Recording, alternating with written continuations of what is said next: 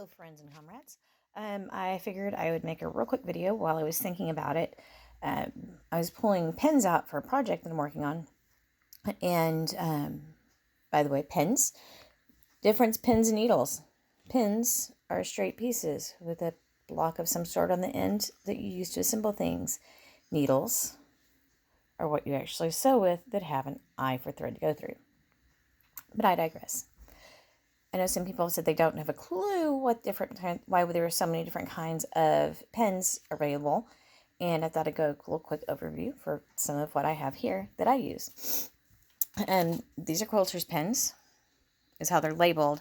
We've called them T-pens. They're great for if you're doing, if you're draping a dress, like doing a pin drape, which is where you're styling a piece of apparel on a mannequin, or if you have a styrofoam board you're hanging things on. They're a little heavy to use for some fabrics. They're a little too thick. These are your standard ballpoint needle pins, ball head pins. They have the little bit of pin on the head on the top.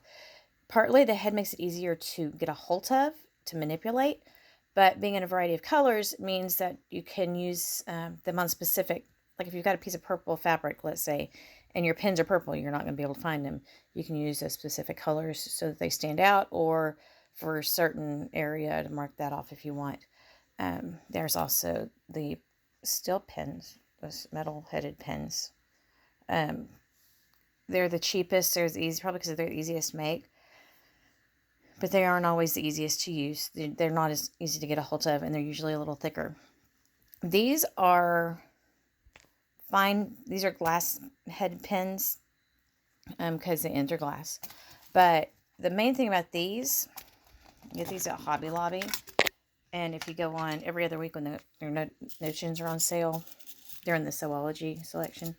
You get them half off, and they're already fairly cheap. They are, well, here, let's see. I really need to get a video area set up. This is the length of the fine pen. And it's not just the fine that makes it easier. It's a standard pen here. It's longer. And the tip is sharper. They work so much better, and they're so much easier to use. But there are going to be times when a short pen is much, much easier. These are under the quilting pen section. They're long. They're used, marketed specifically to use for basting quilts and such. And this one is bent. It's the only one I think I have left. I don't even know why I still have it, really.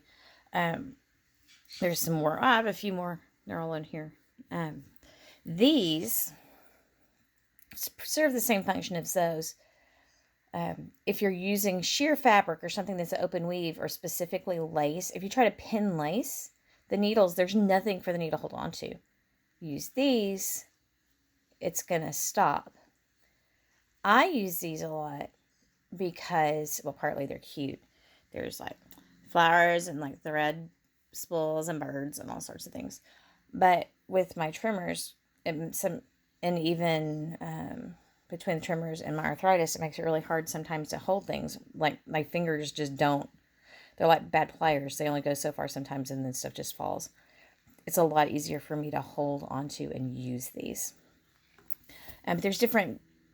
The smaller the pin, the better it's going to work for some fabrics. Like something thick and bulky, you want something really sharp, but not necessarily fine.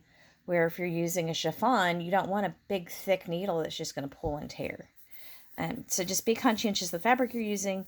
The one other thing would be if you're using, like, say, sewing needles. Let's see if I have an example.